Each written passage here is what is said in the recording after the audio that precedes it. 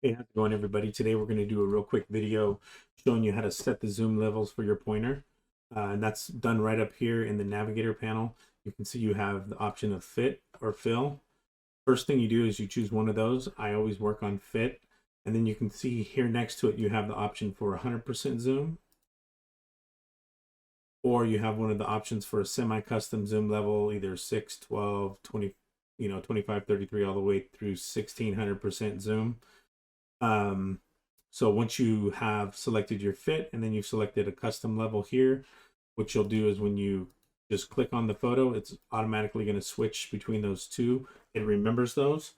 Another way to adjust this right here without having to go into this little drop down is just by using your control or command, either equals or minus.